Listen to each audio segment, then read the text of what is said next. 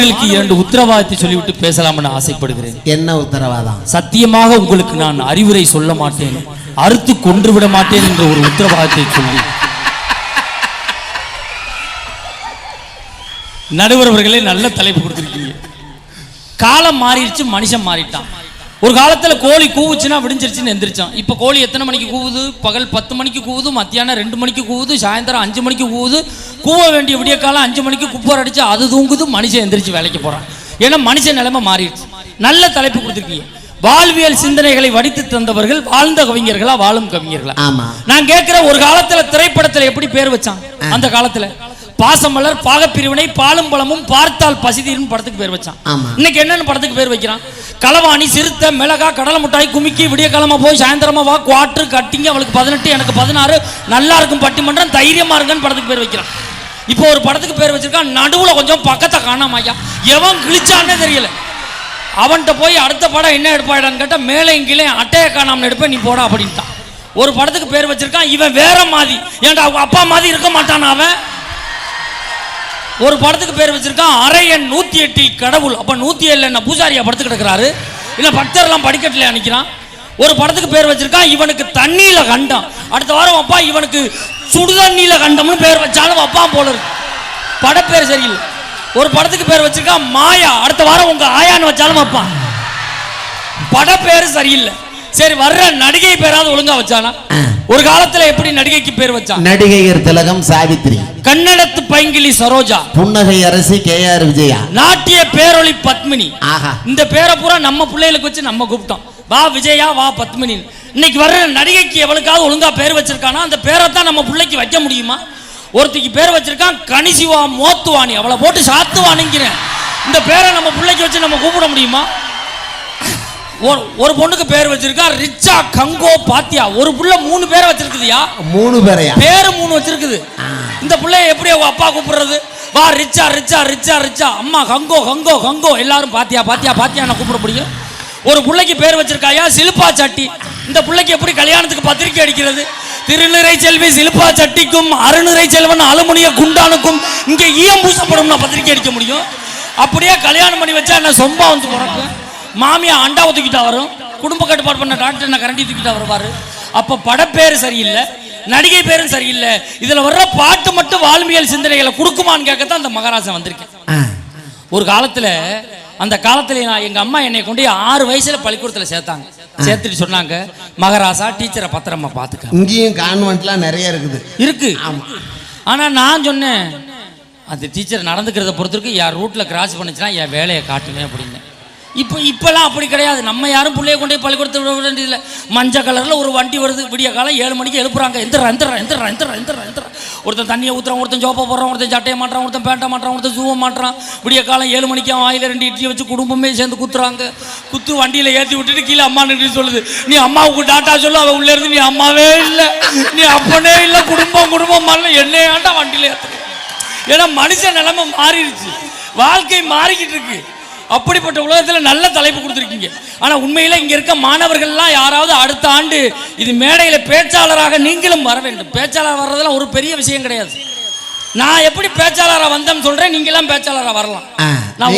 நீங்க எப்படி பேச்சாளராக வந்தீங்க? நான் 9வது படிக்கும்போது எங்க தமிழையாட்ட கேட்டேன், ஐயா நான் பேச்சு போட்டில் பேசுறேன் அப்படின்னு.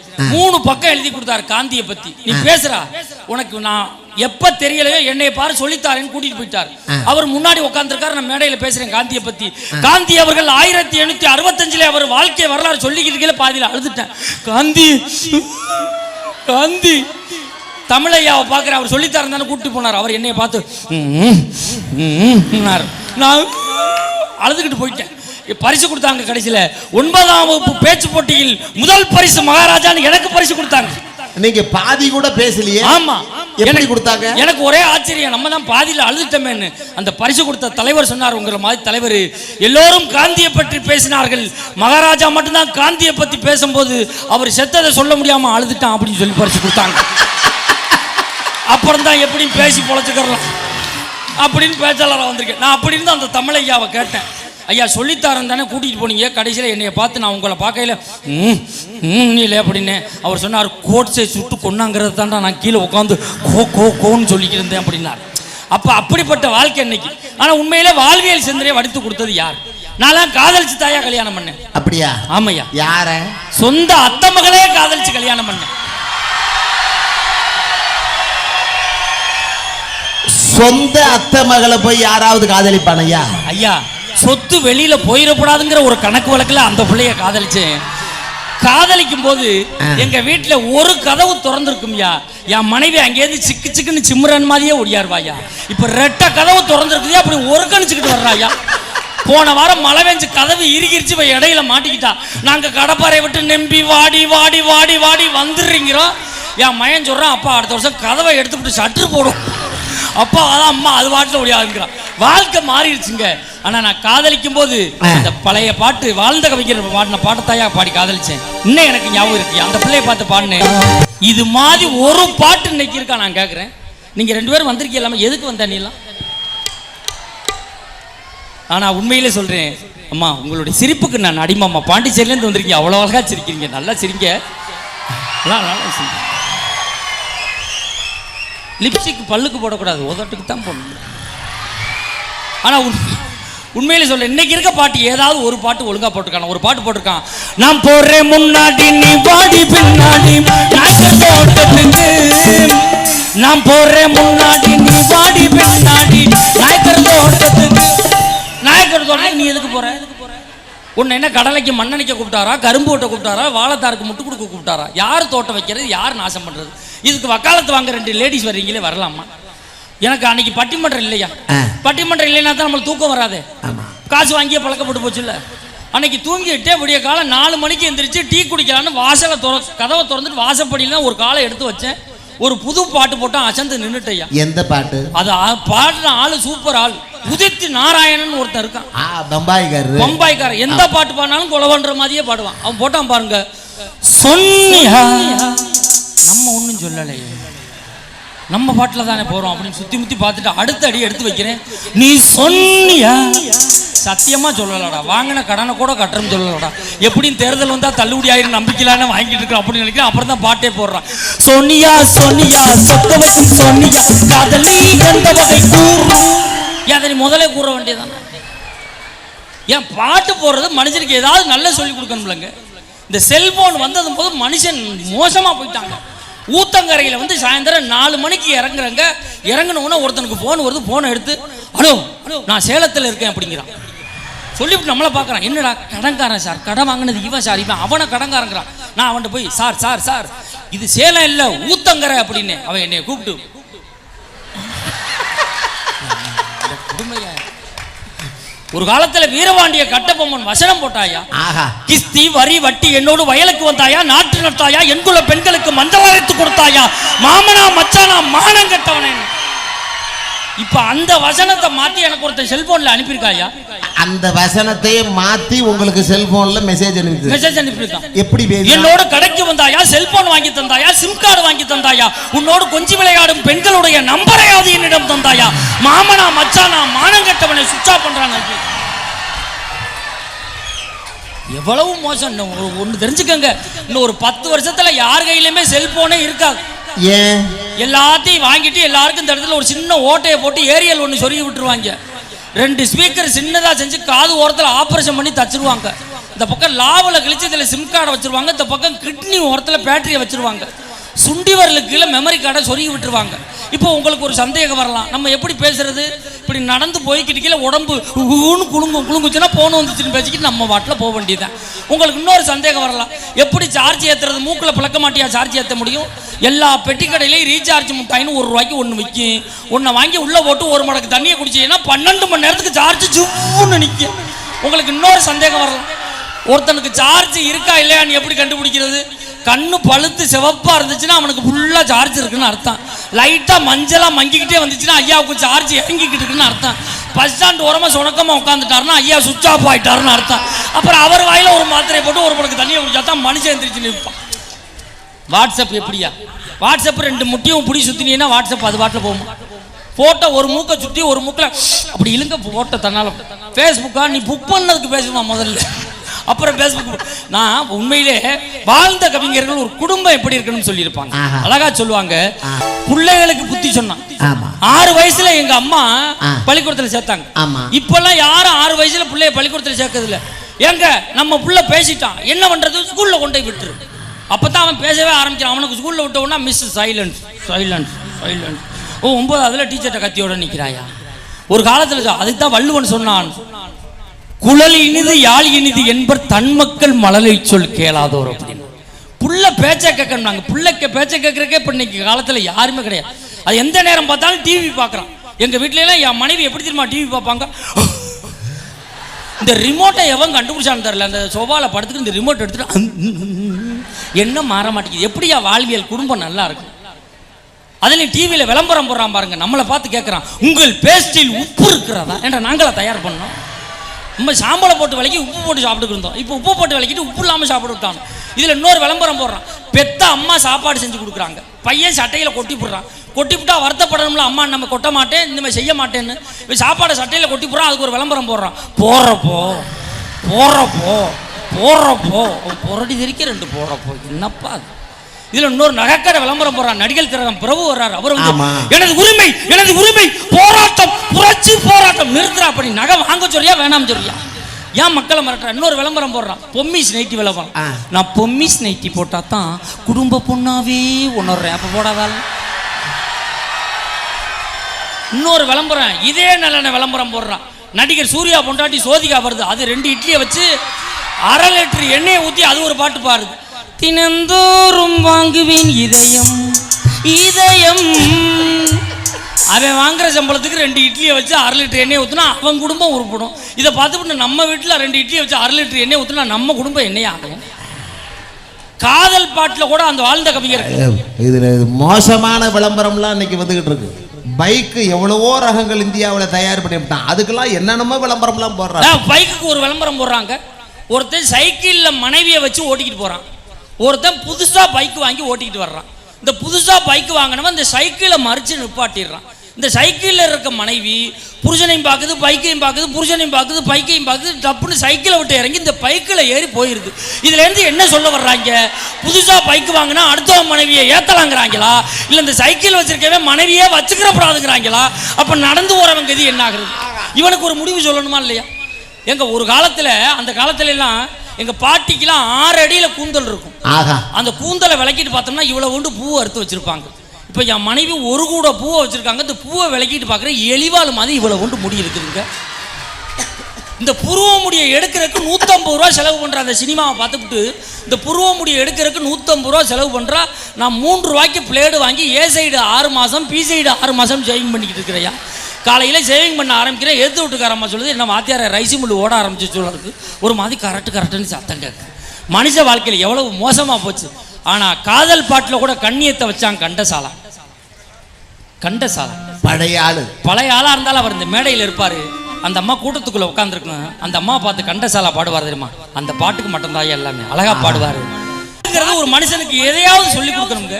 இன்னைக்கு என்ன பாட்டு போட்டிருக்கான், பால மீனுக்கு விலங்கு மீனுக்கு கல்யாணம். எப்படி கல்யாணம் பண்றது? 400 ரூபாய்க்கு வாழை மீனை வாங்கி 300 ரூபாய்க்கு விலங்கு மீனை வாங்கி ஐயரை கூப்பிட்டா ஐயர் இருப்பாரா பிச்சுக்கிட்டு ஓடுவாரா? எப்படி நீ பாட்டு போட்டிருக்கணும்? இன்னைக்கு என் படிக்கிறத படிக்கிற இந்த பையன் இங்கே படம் வரையணும் இல்லையா, கணக்கில் படம் வரையணும் இல்லை, படம் வரைகிறதுக்கு என்ன வேணும்? Geometry box. ஜாமெண்ட்ரி பாக்ஸில் என்ன இருக்கும்?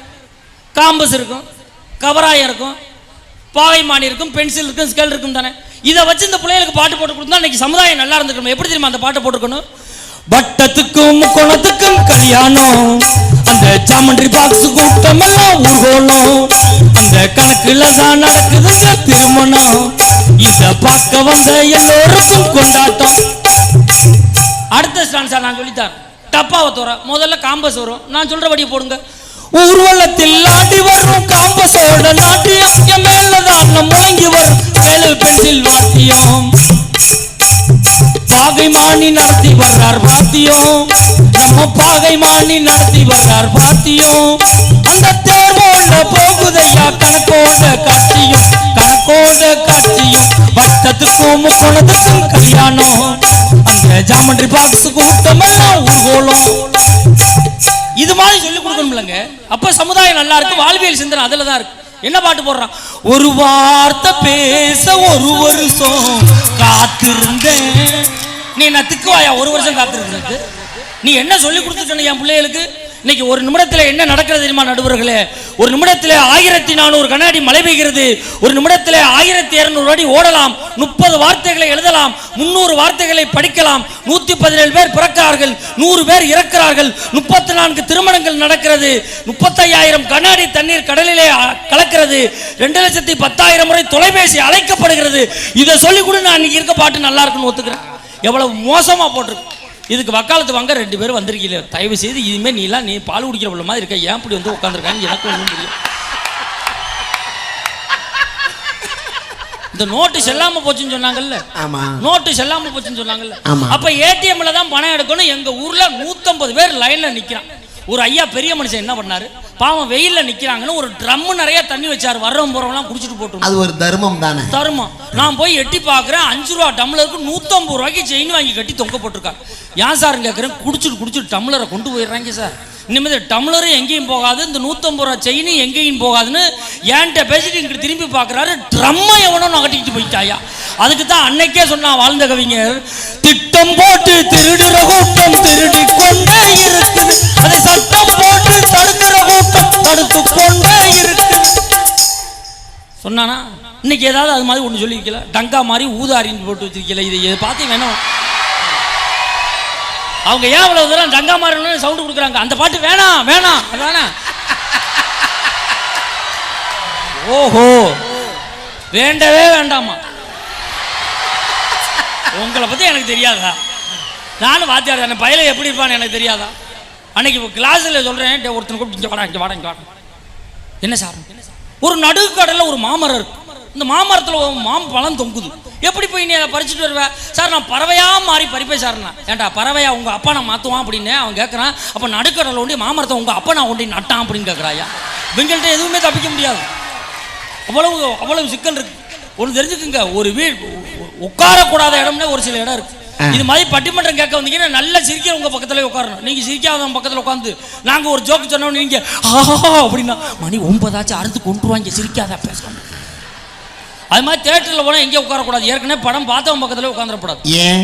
நான் இப்படி தான் பாகுபலி 2க்கு 250 ரூபா டிக்கெட் கொடுத்து உள்ளே போனேன். ஒருத்தன் வாங்க வாங்க வாங்கன்னு உள்ளே உட்காந்த உடனே சொன்னா, சார் பாகுபலி செத்துருவான்ட்டு போயிட்டாயா. நான் 250 ரூபாய் கொடுத்துட்டு இவன் எப்போ சாவான்னே உட்காந்துருந்தேன். 250 ரூபா கொடுத்து. அதே மாதிரி பஸ்ஸில் ஏறினா எங்கே உட்காரக்கூடாது? எங்க? இந்த 3 பேர் சீட்டில் நடுவில் போய் உட்காந்துடக்கூடாது. நம்ம ஏறின உடனே ஓரத்தில் இருக்கும் வழி விடுவான். உள்ளே போ போனால் நம்மளை வச்சு கொல்ல போகிறாங்கன்னு அர்த்தம். கரெக்டாக மெட்ராஸ் போகிறதுக்கு 3 பேர் சீட்டில் நடுவில் உட்காந்து பக்கத்தில் இருக்கவங்க கேட்டால், சார் குரம்பேட்டையா? ஆமாம். இங்கிட்டு இருக்க சைதாப்பேட்டையா? பஸ் கிளம்பி 10 நிமிஷம் நம்ம தோள்பட்டையில் 2 பேரும் படுத்துடுறாங்க. படுத்து தூங்கி அப்போ தான் 1 லிட்டர் தண்ணியை வாங்கி மூடியை திறந்து அப்படி குடிக்கிறேன். டிரைவர் நச்சுன்னு பிரேக்கை போட்டார். இங்கிட்டு திருப்பினா இவங்க ஆவாசியை குடிச்சிட்டான், இங்கிட்டு திருப்பினா இவங்க ஆவாசியை குடிச்சிட்டான். கரெக்டாக பஸ் கிளம்பி போய்கிட்டு இருக்கு. நைட்டு 1 மணிக்கு நிப்பாட்டினாங்க மோட்டல்னு ஒரு இடத்துல. நான் 1 லிட்டர் தண்ணியை குடிச்சுட்டு அரை தூக்கத்தில் இருக்கேன். பஸ்ஸை வந்து அடிச்சான். பஸ் 10 நிமிஷத்துக்கு எந்திரா அடிச்சு கிளப்பிட்டான்.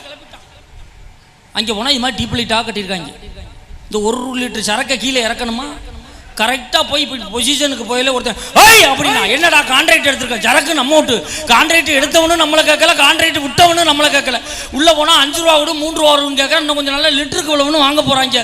அப்போவும் நம்மளால் எது கேட்க மாட்டான். 1 லிட்டராக பெஞ்சிட்டு 3/4 லிட்டராக வழி இருக்கான்னு மீட்டரை ஓட்டையை போட்டுக்கணும். அப்படிப்பட்ட காலத்தில், ஆனால் உண்மையிலே சொல்கிறேன், ஒரு காலத்தில் வாழ்ந்த கவிஞர்கள் அவ்வளோ அழகாக பாட்டு கொடுத்தான். ஒரு குடும்பம் எப்படி இருக்கணும்னு அழகாக சொன்னான். ஆனால் மோசமான உலகம் யாரை எப்படி ஏமாத்தலாங்கிற டெக்னிக்கெல்லாம் தான் இன்னைக்கு ஒவ்வொரு மனுஷனும் வாழ்ந்துகிட்டு இருக்கிற மாதிரி தெரியுது. அதான் ஈஸியாக ஏமாற்றி போடுறான். போன மாதம் பஸ் ஓடலை இல்லையா? ஆமாம். போன மாதம் பஸ் ஓடலை. சேலம் பஸ் ஸ்டாண்டில் நிற்கிற 20,000 பேர் நிற்கிறான். எந்த பஸ் வந்தாலும் ஓடுறான். இது எங்கூர் பஸ்ஸிலையும் திரும்பி வந்துடுறாங்க. நான் இடம் பிடிக்கிறதுக்கு ஒரு பஸ்ஸில் ஏறி போகிறேன். ஒரு 3 பேர் சீட்டில் எவனோ ஒருத்தர் 2 எலும்புச்சம்பளம் தாய்த்து ஊதுவத்தி எல்லாத்தையும் வச்சுட்டு இறங்கி போயிட்டாயா. எவனுமே கிட்ட போய் உட்கார மாட்டேங்கிறான். போய் உட்கார்றா ஆத்தாடி எலும்புச்சம்பளம் தாய்த்திருக்கு. என் குடும்பமே அழிஞ்சு போயிருந்தான். அரை மணி நேரம் பஸ்ஸில் ஏட்டு எவன் வச்சானோ அவனே பாத்ரூம் போயிட்டு வந்து டப்சர் பாக்கெட்டில் எடுத்து போட்டு உட்காந்தான். கண்ட்ராக்ட் கேட்டால் உன்னால் அரை மணி நேரம் பஸ்ஸில் ஏட்டுனா அதுக்கு இவன் சொல்கிறான், பேசாமல் இல்லாட்டா தகடம் வந்துருச்சு வாசப்படியில் சொரிக்குவேன். எப்படி வச்சது? நான் இடம் பிடிக்க பின்னாடி போகிறேன். ஒரு 1.5 வயசு பையன் படுத்து கிடந்தான். ஐயோ யாரு பத்த பிள்ளையோன்னு அவனை வாரி சுருட்டி தூக்குறான். அவன் சொல்கிறான், நான் இடம் பிடிக்க படுத்து கிடக்கிறேன், நீ போயா பின்னாடி அப்படின்னா. இப்படி ஒவ்வொருத்தனும் ஒவ்வொரு மாதிரி இடம் பிடிக்கிறான். இது மாதிரி ஒரு அம்மா வந்துச்சு. அந்த அம்மா கிட்ட பையும் இல்ல புள்ளையும் இல்ல துண்டும் இல்ல. அது எப்படி தெரியுமா இடம் பிடிச்சிச்சு? இப்படித்தான் ஏமாத்துறான் நாட்டுல. டப்புன்னு கொண்டையை கலட்டி சீட்ல வச்சுட்டு அது வாட்டில் போயிருச்சியா. அது வழியே ஒளியாந்தவன் சீட்டு சும்மா கிடக்கணும் உட்காந்து கொண்டை ஊசி குறுக்கால ஏத்திருச்சு. இவன் ஐயோ ஐயோ ஐயோ ஐயோன்னு ஓடுறான். இவன் பின்னாடி அந்த அம்மா என் கொண்டையை கொடுன்னு அது ஓடுது. அது பின்னாடி அது வீட்டுக்காரர் ஓடுறாரு, வாங்கிட்டு வாடி ஒண்ணுதான் இருக்கும், வாங்கிட்டு வாடி ஒண்ணுதான் இருக்கும். இப்படி மனுஷ வாழ்க்கை மாறிக்கிட்டு இருக்குல்ல. ஆனா குடும்பம் எப்படி இருக்கணும்னு அழகா சொன்னா, அருமையாக சொன்னா, பொறுமையில் சிறந்த பூமியும் உண்டு, பூமியை விஞ்சும் தாய் மனம் உண்டு. ஒரு பாட்டு இருக்கா உங்கள்கிட்ட? ஆத்தா ஆத்தோரமா வாரியான்னு கேட்ட பாட்டுலாம் உங்களால இந்த மேடையில பாட முடியுமா? என் பிள்ளைய முன்னாடி எவ்வளவு ஒரு பாட்டு போட்டிருக்கான். கண்ணாய சேலைக்குள்ள கட்டரும்பு ஏயா அப்படி போடுறான்? அதெல்லாம் விளக்கமே சொல்ல முடியாது. அது நான் ரொம்ப பொறுமையா போய்கிட்டு இருக்கையா. ஏன்னா 10 மணிக்கு திறந்த ஒயின் ஷாப்பை 12 மணிக்கு திறக்கிறாங்க. ஆமா, எங்க ஊர்ல ஒருத்தன் 10 மணிக்கே சரக்கடிச்சு பழக்கப்பட்டு போயிட்டான். 11 மணிக்கு அவனுக்கு கை கால்லாம் ஆட ஆரம்பிச்சிடும். நேற்று போய் லைனில் நின்று 12 மணிக்கு ஆளாக ஒரு குவார்ட்டர் வாங்கியிருக்கான். வாங்கிட்டு பெட்டி கடையில் போய் ஊறுகாய் கேட்டிருக்கான். அவன் டப்புன்னு பிச்சு கொடுத்துருக்கான். அங்கேயே ஒரு கப்பும் வாட்டர் வாங்கி ஓரமாக உட்காந்து சாப்பிட்டு இருந்திருக்கான். அரை குவார்ட்டர் உள்ள போகையில இவன் வாயிலாம் முறதல்ல ஆரம்பிச்சிருச்சு. ஏதோ விஷத்தை சாப்பிட்டானா என்னடான்னு பார்த்தா அந்த கடைக்காரன் அவசரத்துல ஊறுகாய் பாக்கெட்டுக்கு பதிலாக ஷாம்பு பாக்கெட்டை பிச்சு கொடுத்துருக்காயா. இதை உட்காந்து இவன் ஓரமா சாப்பிட்டு இருந்திருக்காயா. இவன் வாயில முறதல் பார்த்து அது வெளியே போனவன் 2 பேரும் சொல்லியிருக்காங்க, இவன் தாண்டா முறையான குடிகாரன் அப்படின்னு இருக்காங்க. கண்ணதாசன் அழகா கொடுத்தார். கண்ணதாசனை குடி போதையில் இருக்கிறார் எல்லாம் சொல்லிட்டு நானும் ஒத்துரு கிடையாது. அழகா என்னை பத்தி பார்க்காத, நான் எழுதுனதை பாடுறான். நானும் குடிச்சிருக்கேன், குடி போதை பார்த்திருக்கேன், நல்ல புத்தி வருவதில்லை நினைவிலே, ஒரு நாள் கூட மதிப்பதில்லை தெருவிலே. ஆண்டவனே நீ இருந்தா சொல்லு, சிலர் அறிவை எல்லாம் கெடுக்குதடா கல்லு. அப்படி கொடுக்கணும் இல்லையா? காலத்தின் அருமை கருதி வாழ்ந்த கவிஞர்கள் இந்த இளைஞர்களை பார்த்து பிள்ளைகளை பார்த்து பாடினான். நெஞ்சம் உண்டு நேர்மை உண்டு ஓடு ராஜா, நேரம் வரும் காத்திருந்து வாழ்வியல் சிந்தனைகளை வடித்து தந்தவர்கள் வாழ்ந்த கவிஞர்களே என்று நல்ல திருப்பை தாருங்கள் என்று வேண்டி, உண்மையிலே எங்கள் பேச்சையும் கேட்டுக்கொண்டிருக்கிற என் பாசத்துக்குரிய மரியாதைக்குரிய அருமை சகோதரி பர்வீன் சுல்தான் அவர்களுக்கும் நன்றி சொல்லி, உங்கள் அத்தனை பேரின் பாதம் பட்ட அந்த மண்ணை தொட்டு வணங்கி என் வாதத்தை நிறைவு செய்து கொள்கிறேன். நன்றி, வணக்கம். அதாவது பையங்க கை தட்டுறது சத்தம் போறது என்னன்னா, இவங்களாவது நம்மளுக்காக பாட்டு பாட மாட்டாங்களான்னு ஏக்கத்தோட கை தட்டுறது மாதிரி தெரியுது.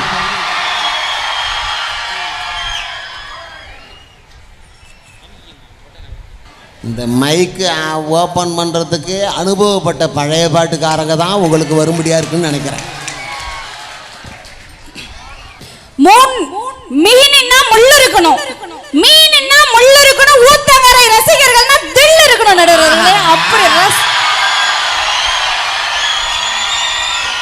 யாருக்கிட்ட இப்ப நீ பேச ஆரம்பிச்சோட தான் அந்த பையன் சொல்றான், பட்டிமன்றமே இப்பதான்டா ஸ்டார்ட் பண்ணிருக்கானோ பொண்ணுக்கடா. கோல்டுன்னா தங்கம், கோல்டுன்னா தங்கம், பெண்கள்னா சிங்கம் உட்கார்ந்திருக்காங்க நடுவர்களே. எல்ஐசினா ஹைட், எல்ஐசினா ஹைட், எங்க தங்க சிங்கங்கள்லாம் தனி வெயிட் உட்கார்ந்திருக்காங்க. பேச்சுன்னா இப்படி இருக்கணும். முறைய ஆரம்பிக்கலாம் நடுவர்களே. முத்து கடல் பதித்து 3 நெறி வளர்த்து கட்சி கலைமிகுந்த தாயகமே, கற்றன் கரை மீது கரங்களில் விளையாடும் காவலன் தன் பாண்டி வையகமே, நதியில் விளையாடி உன் மடியில் தவழ்ந்த தமிழ் தாயின் தலைமகன் கூத்தன் இருந்தான், குரலரசன் இருந்தான், வார்த்தை தமிழுக்கு வழங்கிய கம்பர் இருந்தார், வயதான குரல் பாட்டி அவ்வை இருந்தாள், அரசியலும் குதூகலமாய் படச்சூட நாடறிந்த புகழேந்தி எங்கிருந்தான், நக்கீர நன்னாக நவச்சலை உன்சாத்தான் ஓகூர் மாசாத்தி சிலம்படுத்த கப்போன் காவலர்கள் ஓரமே காத்திருந்த வளவில் காவலன் நான் நம்பி பாட்டெடுத்து நம்பி எத்தனை பேர் அத்தனை பேரும் மொத்தமாய் சேர்த்து யாப்பிலா பாடலினும் யார் தரும் கவிதையினும் மாப்பலா போல் மடியில் வாங்கி காப்பிலா தமிழஞ்சில் காலமெல்லாம் வீற்றிருக்கும் மூப்பிலா முத்தமிழுக்கு நண்பார்ந்த வணக்கம். இப்பதான் கை தட்டு, ஜோரா கை தட்டுங்க. நல்லா கை தட்டுங்க. இதுக்கப்புறம் தான் அந்த புள்ள கம்பியில நடக்க போகுது. நான் கம்பியில நடக்க போறேன். தேவகோட்டை மகாராஜன் சார் வளையத்துல நுழைவர். அவ்வளவு பெரிய வளையம் இரும்பு கடையில இல்ல. தமிழன் என்று சொல்லடா, தமிழன் என்று சொல்லடா, தலை நிமிர்ந்து நிலடா என்று நிரூபித்துக் கொண்டிருக்கும் உங்கள் அனைவருக்கும் என்னுடைய கோடான கோடி வணக்கங்களை தெரிவித்துக் கொள்கிறேன். என்ன சொன்ன? தமிழன் என்று சொல்லடா, தலை நிமிர்ந்து நில்லடா. நாமக்கல் கவிஞர் ராமலிங்கம் பிள்ளை எழுதின பாட்டு இந்த பாட்டு. ஆமா, தமிழன் என்று சொல்லடா, தலை நிமிர்ந்து நில்லடா. இப்ப அவர் உயிரோட இருந்திருந்தாருன்னா அந்த பாட்டை கிழிச்சு போட்டுவிட்டு வேற மாதிரி எழுதிருப்பாரு. எப்படி? தமிழன் என்று சொல்லடா தள்ளாடாமல் இல்லடான்னு எழுதிருப்பார். ஆமா, காலம் மாறி போச்சுங்க. ரேஷனுக்கு போனா பருப்பை காணோம், ரேஷனுக்கு போனா பருப்பை காணோம், கோயிலுக்கு போனா செருப்பை காணோம், ஹாஸ்பிட்டல் போனா உறுப்பை காணோம், பல சாமியார்ட்ட போனா கற்பை காணுங்க. அங்கதான் காணும்னு தெரியுது இல்ல. நம்ம ஆம்பளைகள் யாராவது வீணா போறான் ஐயா, அவர் பாட்டும் பேசாம உட்கார்ந்து இருக்காரு, நீங்க தான் போய் அம்மு அம்முன்னு அம்மி போட்டு அவரை உள்ள தள்ளுறது. ஏதாவது ஒரு மாற்றம் வரும்னு பார்த்தா இந்த மாதிரி ஆயி போச்சுங்க. ஐயா வணக்கம், அண்ணி வணக்கம், வணக்கம் வணக்கம், இங்கு வந்திருக்கும் எல்லாருக்கும் வணக்கம், இங்கு வந்திருக்கும் எல்லாருக்கும் வணக்கம். எல்லாருக்கும் வணக்கம் சொல்லிட்டேங்க ஐயா. இதுல கடைசியா சொன்னிய காலேஜுக்கு பணம் கட்டணும்னு இந்த பொம்பளை பிள்ளைகள் பணத்தை வாங்கிட்டு போய் காலேஜில் பணம் கட்டாம பியூட்டி பார்லர்ல போய் முடி திருத்துது, அது அந்த பிள்ளைகளுக்கும் வணக்கம்.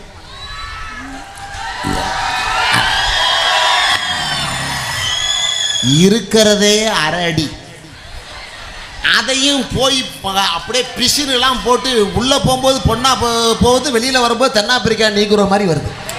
அந்த பிள்ளைகளுக்கும் வணக்கம். ஆனா அப்ப கொடுத்தான் நம்ம பாட்டேன், அப்ப கொடுத்தான்.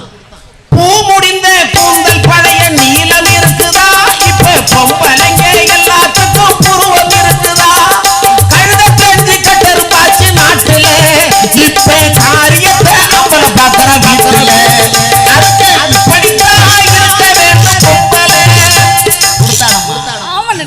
வந்தாங்கல்ல மகாராஜன் சார், உங்களை பத்தி ஏதோ லைட்டா வர்ணிச்சாங்களா? இல்லையே. ஒரு கட்டிங் வரிகள், ஒரு குவார்டர் வரிகள், ஒரு ஆஃப் வரிகள், ஒரு ஃபுல் வரிகள் வர்ணிச்சாங்களா? நீ பாண்டிச்சேரியில இருந்து வந்திருக்கணும்னு எனக்கு தெரியும்.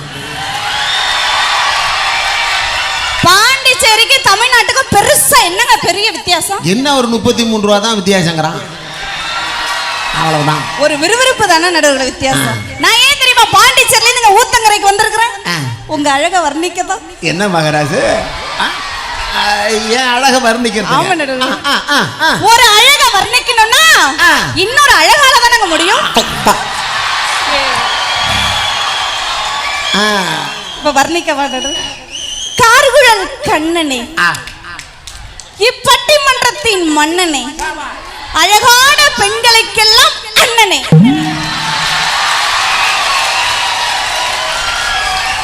இதனை சொல்லாமலே இருந்துடலாம்.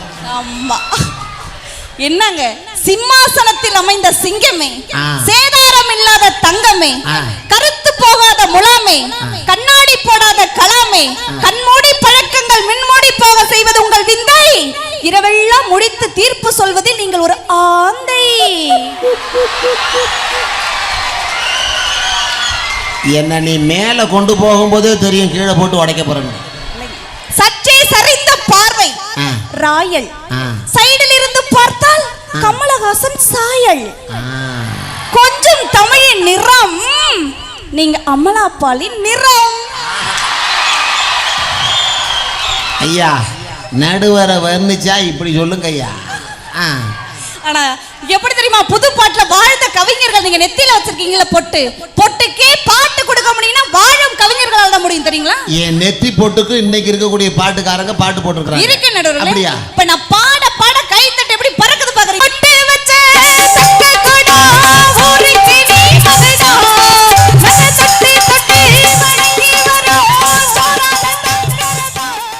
சாப்பிட என்ன கூப்பிடு, மொய் வைக்க என் அண்ணனை கூப்பிடுன்னு தேவகோட்டை ராமநாதபுரத்திலேருந்து மகாராஜன் ஐயா வந்திருக்கிறாரு. எங்க ஊர்ல ஒரு வயசான கிழவன் சொல்லுவாரு, ஊரெல்லாம் ஓடு தாண்டி தண்ணி, பாத்ரூம்ல குளிக்க தாண்டி பண்ணி பேரு. ஆமா, ஏன் புழுகு வண்டியில வருது, ஏன் அப்போட்டு புழுகு பிளேன்ல வருதுன்னு பேசுறதா? எங்க ஊர்ல ஒரு வயசான கிழவி சொல்லுவோம், உங்களெல்லாம் குழியில தள்ளி வெளியில மாரடிக்குங்க. ஆமா, கும்பகோணத்துல கோலம் போட ஊத்தங்கரையில இருந்து குடிஞ்சிட்டு வந்தாங்களா அந்த மாதிரியா? எங்கோ போற மாதிரியாத்தா என் மேல வந்து ஏறாத்தா நான் பேசுமா நீ கேக்குறவ கேன பையில தான் கேஆர் விஜயா கோட்டையில கேடிவி தெரியும் பேசுறதா? நானும் போட்டு தான் பார்த்தா நோ சிக்னல்னு வருது. என்னங்க பாட்டு அந்த காலத்துல வாழ்ந்த கவிஞர்கள் கொடுத்திருக்காங்க பாருங்க. மாசி மாச கடைசியிலே மச்சான் வந்தாரு. நான் கேக்குறேன், மாசி மாசம் கடைசியில மச்சான் வந்தாருல, பங்குனி மாசம் கடைசியில யார் வந்தா? கரெக்ட். சித்திரை மாசம் கடைசியில யார் வந்தா? சபாஷ். அப்ப நவம்பர் மாசம் கடைசியில நடுவரா வந்தாரு. நான் எங்கம்மா வந்த, நீ வேறம்மா. என்னங்க பாட்டு? அடுத்து ஒரு பாட்டு கொடுத்திருக்காங்க. சட்டி சுட்டதடா கை விட்டதடா, நான் கேக்குற 3 பேரையும் பார்த்து சட்டி தான் சுடணும் தெரியுமில்ல, ஒரு புடி துணி வச்சு தூக்கிட்டு போனாங்க. உனக்கு கேட்கறதுக்கு உரிமை இருக்கு. ஆமா, இந்த பிள்ளைக்கு இந்த பாட்டை பத்தி கேட்கறதுக்கு உரிமை இருக்கு. என்ன காரணம்னா கண்ணதாசன் அந்த பாட்டை எழுதும் போது இந்த புள்ள பிறக்கவே இல்லை, அதனாலதான் கேட்கலாம். இல்லைங்க, வசந்த மாளிகைன்னு ஒரு படம் இருக்குல்ல, அதுல காதல் வரிகள் ஒண்ணு போட்டிருக்காங்க பாருங்க. அன்னத்தை தொட்ட கைகளினால் மத கிண்ணத்தை இனி நான் தொடமாட்டேன்னு பாடினாங்கல்ல. ஏமா அது எப்பேற்பட்ட புனிதமான வரி தெரியுமா? செவாலியர் சிவாஜி கணேசன் கதாநாயகனாக இருப்பார், வாணிஸ்ரீ கதாநாயகி. வாணிஸ்ரீயை தொட்டுவிட்டு சிவாஜி கணேசன் ஒன்றை தொட்டதுக்கு அப்புறம் மது கிண்ணத்தை நான் இதுக்கு மேலே தொடமாட்டேன்னு எப்பேற்பட்ட புனிதமான வரிகள் தெரியுமா அந்த பாட்டு? இப்படிதாங்க ஊரை ஏமாத்திட்டு இருக்காங்க. நான் கேக்குறேன், அன்னம்னா இன்னொரு அர்த்தம் என்ன? சோறு. மத கிண்ணம்னா என்ன? சரக்கு. நான் கேக்குறேன், சாப்பிட்டுட்டு சரக்கு அடிப்பாங்களா இல்ல சரக்கு அடிச்சிட்டு சாப்பிடுவாங்களா?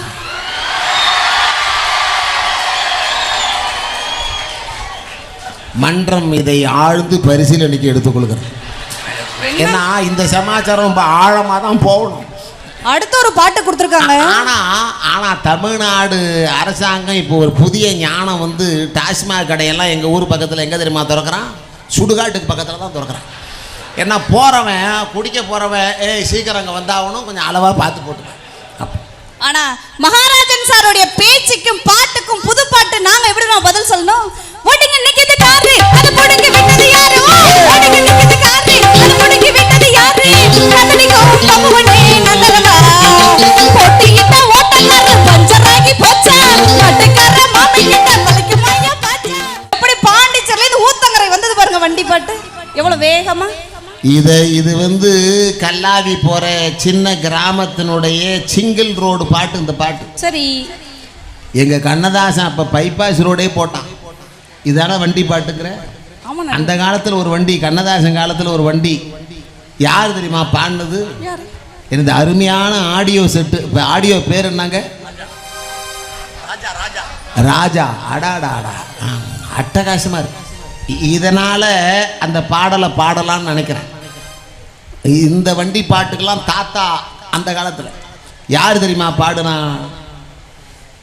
இஸ்லாமிய சகோதரன் காயல்பட்டினம் ஷேக் முகமது பாடினார்.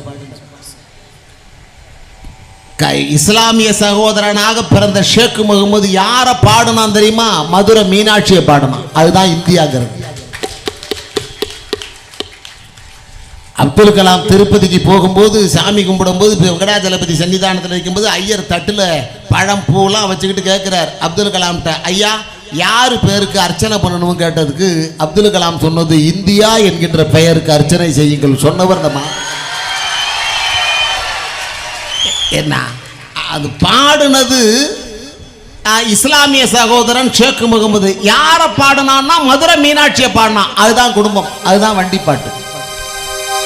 ஓடுகிற வண்டி ஓட ஒத்துமையா ரெண்டு வாரும், ஒன்ன விட்டு ஒண்ணு பிரிஞ்சா என்னவாகும் எண்ணி பாரு.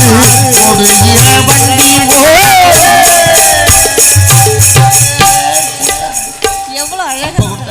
ஆனா இவங்களுக்கு தேவையான பாட்டு என்ன தெரியுங்களா? அந்த பாட்டை கேட்டீங்கன்னா மறைந்து பொருள் தரும் நடுவர்களே. அதை கேட்டா அப்படி கரண்ட் ஷாக் ஆன மாதிரி ஆகும். என்ன பாட்டு தெரியுங்களா? அல்லமா டோலமா சலக்கடி மாலமா பொறுத்தை கல்லை தட்டி கிராக்கி விட்டாங்க. உனக்கண்ணா எனக்கண்ணா நாடு எப்படி போனா உனக்கண்ணா இல்லைங்க, தமிழ் தமிழ் விளையாடுற. ஆளுமாங்கறத பாட்டுல எவ்வளவு பெரிய தத்துவம் இருக்கு தெரியுங்களா நடுவர்களே? அந்த பாட்டுல தத்துவம் இருக்கு. ஆமா, இது பொதுவா யாருக்கு தெரியுமா முக்கியமான பாடல்? கார் வச்சிருக்கிறவங்க, பஸ் டிரைவர், கார் டிரைவர்ஸ்க்கு இது முக்கியமான வரிகள்.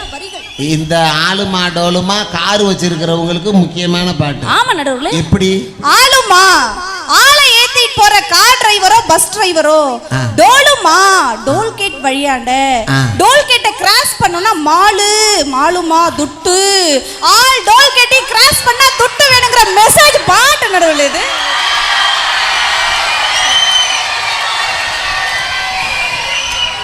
இந்த பாட்டுக்கு இதான் அர்த்தம். இதான் அர்த்தம். இதை எழுதின ஆளுக்கே தெரியாது, உனக்கு தான் தெரியும். ஆனா 21ஆம் நூற்றாண்டுல புனிதமான காதல் இருக்குல்ல, காதல் காதல்னு நான் சொல்லுவேன். அந்த வார்த்தையை நீங்க திரும்ப சொல்லும்போது காதல் வராத உங்களுக்கே. இந்த விஷயமெல்லாம், இந்த காதல்லாம் பள்ளி மாணவர்களுக்கோ கல்லூரி மாணவர்களுக்கோ கிடையாது. நான் அந்த கடுமையாகவே நான் அதை பற்றி தாக்கி பேசுகிறேன். ஒரு சினிமா படம் எடுக்கிறவன் பள்ளி மாணவ மாணவிகள் காதலை பற்றி ஒரு படம் எடுத்தான்னா அந்த தயாரிப்பாளனை அரபு நாடுகளில் தண்டனை போல நடு ரோட்டில் இருக்க வைத்து மரண தண்டனை தரலாம்.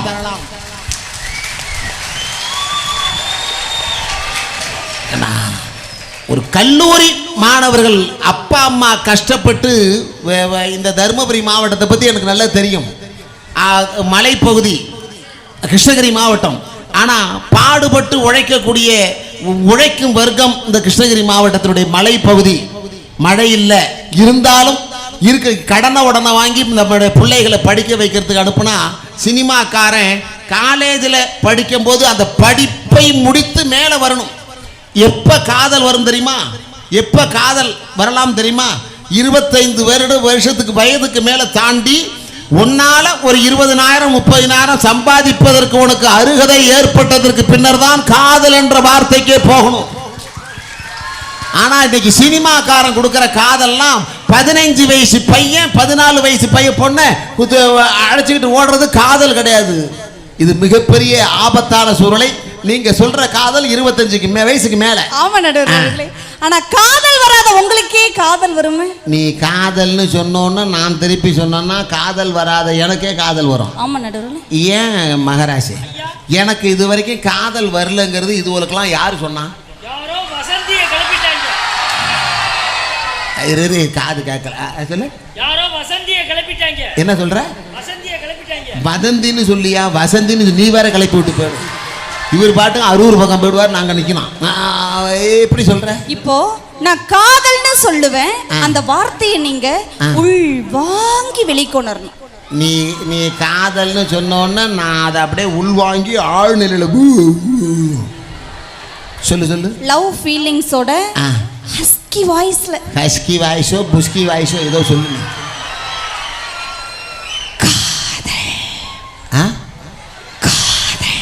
கிருஷ்ணகிரி மேம்பாலத்துக்கு கீழே நின்றுட்டு பயந்துக்கிட்டே காதல் பண்ணுற மாதிரி இருக்குது. கொஞ்சம் சவுண்டாக ஏற்றி சொல்ல. இப்போ எங்கள் மாமாவை நினச்சிக்கிட்டு கரெக்டாக சொல்கிறேன். காதல்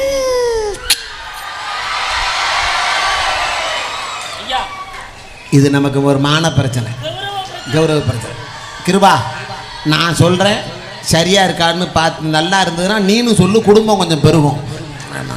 நான் சொல்றேன். சொல்லுங்க. காதல் என்ன சொல்ற? ஐயா காதல் வந்துருச்சுன்னு சொல்லியா?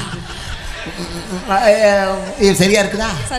ஏன் இப்படி வெறும் காத்து மட்டும் வர்றது மாதிரி சொல்ல சொன்னீங்கன்னா யார் ஒருத்தன் இந்த வேலையில இறங்குறானோ அவன் ஆவி போறதுக்கு தயாரா இருக்கிற மாதிரி தெரியுதுன்னு தான் இப்ப சொல்ல.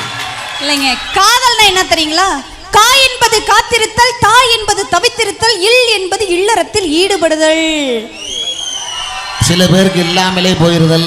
ஆனா உங்களை பார்த்து ஒரே ஒரு கேள்வி கேட்கறேங்க. ஜனவரி 14க்கும் பிப்ரவரி 14க்கும் என்ன பெருசா வித்தியாசம்? ஒரு மாசம் வித்தியாசம். இல்லைங்க, ஜனவரி 14னா ஒரு பொண்ணு ஒரு பையனுக்கு பொங்கல் கொடுப்பா. ஏன்? தைப்பொங்கல்னு அர்த்தம். ஓஹோ, தை மாச பொங்கல். ஆமா. பிப்ரவரி 14னா ஒரு பொண்ணு ஒரு பையனுக்கு அல்வா கொடுப்பா.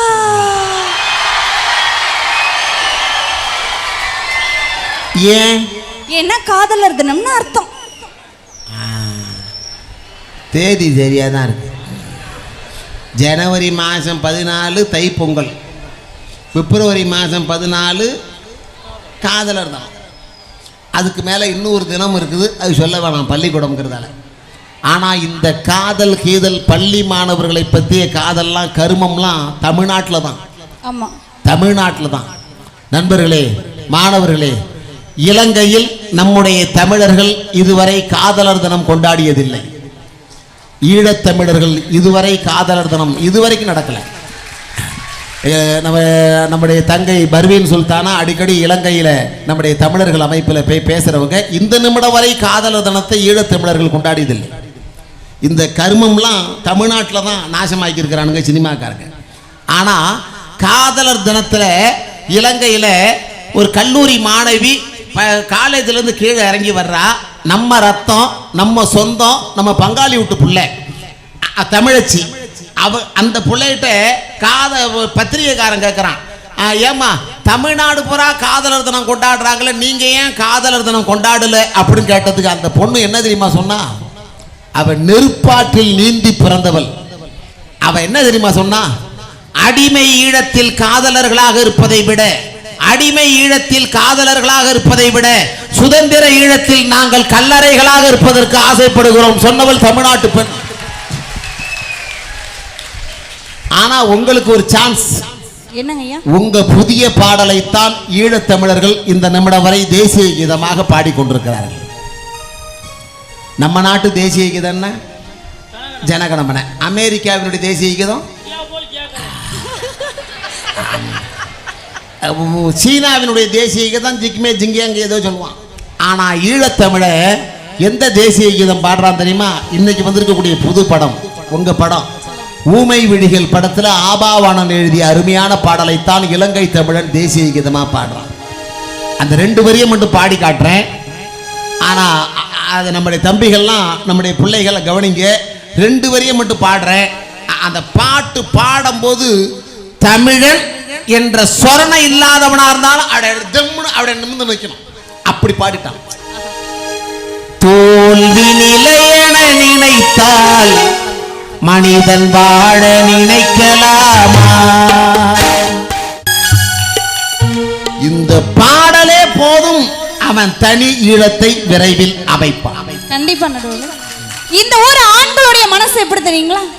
இட்லி மாதிரி. ஏன்? 2 பக்கமும் திருப்பி பாருங்க, வெள்ளையா இருக்கும். வெள்ளேந்தியான மனசு. நம்ம ஆம்பளைகள்லாம் யாரும் ஒன்னும் வெள்ளையா இருப்பாங்க, அப்பாவிக ஒண்ணுமே தெரியாது, ஒண்ணும் தெரியாது. ஆனா பெண்களுடைய மனசு எப்படி தெரியுமா? தோசை மாதிரி. ஏன்? ஒரு பக்கம் வெள்ளையா இருக்கும், ஒரு பக்கம் கருப்பா இருக்கும். இவங்க கேரக்டர் கடைசியும் புரிஞ்சுக்கவே முடியாது. அதுக்காக தான் சில பேர் இடியாப்பத்தோட நிறுத்திக்கிறான். எவ்வளவு பிச்சலா இருந்தாலும் வாழ்ந்துட்டு போடுவாங்க. அப்படி இருந்தாலும் எங்க பொம்பளை பிள்ளைங்க லைட்டா பார்த்தா போதும் நடுவர்களே. ஆனா எவ்வளவு அதிகமா நேரத்தை என் அருமை கருதி. ஆனா நடுவர்களே, ஊனங்கிறது எது தெரியுங்களா? ஊனம் மனசுல, உடல்ல எந்த ஒரு குறைபாடு இருந்தாலும் ஊனம் இல்லைங்க. எவன் ஒருவன் தன்ட்ட வச்சிருக்கிற பொருளை இல்லைன்னு சொல்றான் பாருங்க, அவனுடைய மனசுதான் ஊனங்கிற விஷயத்தை எங்களுடைய வாழும் கவிஞன் அழகா சொல்லியிருப்பாங்க பாருங்க. ஆத்தங்கர ஓரத்துல வளர்ந்திருக்கு தென்னை, அது வளர்ந்திருக்கு அருமை கருதி. அகில உலக அம்மாக்களின் தேசிய முழக்கம் எது தெரியுமா? அகில உலக அம்மாக்களின் தேசிய முழக்கம் எது தெரியுமா? என் புள்ள பசி தாங்காது. எந்த அம்மாக்களிடம் எந்த ஒரு பொய்யை வினாலும் சொல்லிவிடலாம், நான் சாப்பிட்டு விட்டேன் என்ற ஒரு பொய்யை தவிர. பசிக்கு சோறு போடுவாள் மனைவி, பசிக்கு சோறு போடுவாள் மனைவி, பசிக்க விடாமல் சோறு போடுபவள் தான் தாய். அதற்கு இணையாக உலகத்தில் எதுவுமே இல்லைங்க. தாய் என்ற ஒரு தெய்வம் வீட்டோடு இருக்கு, தனித்தனியே கோவில் கொள்ளும் மலைவதுதான் இதற்கு. இதாங்க எல்லாத்துலயும் உயர்ந்தவ. ஒண்ணும் இல்லைங்க, ஒரு புறம்போக்கு நிலத்துல ஒரு ஏழை தாய் ஒரு குடிசை கட்டுறான்னு வச்சுங்களேன். அந்த குடிசைய கவர்மெண்ட் ஆளுங்க இடிக்க வராங்க. இந்த தருணத்தை வாழ்ந்து கொண்டு இருக்கும் கவிஞன் வைரமுத்து அழகா சொல்வாங்க. ஏலே துரைச்சாமி, எங்கடா உங்க அப்பன்? கள்ளுகடை போயிருப்பான், கையோட குட்டியாடா. வீட்டை இடிக்கிறாக, வெறப்பாக நிக்கிறாக, ஓட்ட பிரிக்கிறாக, ஓடி போய் குட்டியாடா. சாமிகளா சாமிகளா, சர்க்காரு சாமிகளா, சிலந்தி கூடழிக்க சீட்டு வாங்கி வந்திகளா, சித்தரும்பு நசுக்கத்தான் ஜீப்பேரி வந்திகளா, அரைச்சிண்டு வீடிடிக்க ஆர்டர் வாங்கி வந்திகளா, வெள்ளாட்டு காம்பில் விஷமடிய கணா கண்டு, ஓடையெல்லாம் ரத்தம் ஓடி வர கணா கண்டு, காத்து கருப்பாச்சே கண்டகனா பழிச்சிடுச்சே, எள்ளு செடி மேல இடி வந்து விழுந்துடுச்சு, முள்ளெடுக்க போயிருக்கும் மூத்தவள காங்கலையே, 7வது படிக்க போன இளையவளும் காங்கலையே, ஒத்தையில நான் நின்று உலக்கரிசி போடையில வாக்கியரிசி கொண்டு வந்து வாசப்பக்கம் நிக்கிறாங்க. எத்தி உதைத்தாலே இத்த விழும் சவருக்கு கடப்பாறை எதுக்குயா கவர்மெண்ட் ஆட்களே. நான் பட்ட பாடு நாய்படுமா பேய்படுமா, கடையும் தயிர்படுமா, காஞ்சிபுர தரிபடுமா.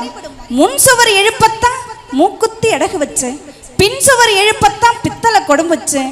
கதவு வாங்க காசில்ல ராசாவே, கோணியில கதவு செஞ்சு கோட்டைக்கு மாட்டி விட்டேன். சீட்டு புடிச்சி சித்தாளு வேலை செஞ்சு போட்ட கூரைக்கு ஒரு பக்கம் ஓடு வச்சேன். கூட்ட கலைச்சாக்கா கூட்ட கலைச்சாக்கா குருவிக்கு வேற மரம், வீட்டை இடிச்சாக்கா எங்களுக்கு ஏது இடம். ஐயா எஜமானே, 5 விரல் மோதிரமே, பாதகத்தை சொத்து பத்து பாரும் ஐயா கண் துறந்து. தண்ணி பிடிக்க தகர குடம் ஒன்று இருக்கு, வீட்டை விட வயசான விளக்கமாறு ஒன்று இருக்கு, பத்த வச்ச பாத்திரங்கள் 2 இருக்கு, என் புருஷன் திங்க மட்டும் எவர் சில்வர் தட்டு இருக்கு. போங்க ஐயா, போயிடுங்க, புண்ணியமா போகட்டும். இன்னைக்கும் என் வீட்டு நாய்க்குட்டி தூங்கட்டும். அழுதாலும் ஏழை சொல் அம்பலத்தில் ஏறாது, அருகம்புல் புத்தி சொல்லி அருவா கேட்காது. கடைசி அந்த தாய் சொல்வா, இடிங்க ஐயா இடிங்க, இத்த சுவரதான் இடிங்க, கூரைய பிரிச்சறிங்க, கொடிய அறுத்தறிங்க, கண்ணாடி கடைக்குள்ள காட்டானை ஊந்தது போல் முன்னால பின்னால முழுசா நொறுக்கிடுங்க. ஒண்ணு மட்டும் கால் புடிச்சு கேட்கிறையா, சிகரெட்டு பிடிப்பவரே செவிசாய்த்து கேளுமையா. கொள்ளையில எம்மகத்தா மல்லிகைப்பூ நட்டு வச்சா, நீர் புடிச்ச செடி இப்ப வேர் புடிச்சு நின்று இருக்கு. பொத்தி வச்ச செடி பூ பூக்கும் முன்னால கத்தி எரியாதீங்க, கடப்பார வீசாதீங்க. ஆசையில வச்ச கொடி அசங்காம நிக்கட்டும், அவ வச்ச மல்லிகை தான் எவளுக்கோ பூக்கட்டும். என் கவிஞன் எழுதலையா? நல்ல திரையிசை பாடல்களையும் எங்களால கொடுக்க முடியுங்க. பாட்டுங்கிறது எப்படி தெரியுங்களா, ஒரு வழியில முள்ளு போட்டுட்டோம்னா வச்சுங்களேன், நம்ம நடந்து போகும் பொழுது முள்ளு குத்திடுச்சுன்னு தான் சொல்லுவோம். ஆனா முள்ளு நம்மள குத்தாது, நம்ம தான் முள்ளு குத்துவோம். எங்களுடைய திரையிசை பாடல்கள் அந்த மாதிரிதான். நல்ல விஷயங்களை எடுத்துக்கிற முறையை பொறுத்து இருக்கு நடுவர் அவர்களே. இறந்து போன கவிஞர்களுக்கு மாலையிடுங்கள் வேணான்னு சொல்லல, ஆனா எங்களுக்கு பெருசா மாலையெல்லாம் போட வேணாம் நடுவர் அவர்களே. வாழ்ந்து கொண்டு இருக்கும் கவிஞர்களுக்கு ஒரு பூச்சண்டியாவது கொடுத்து எங்களை வாழ விடுங்கள் என்று கூறி வாய்ப்பளித்த உங்கள் அத்துணை பேருக்கும் நன்றி கூறி விடைபெறுகிறேன். நன்றி, வணக்கம்.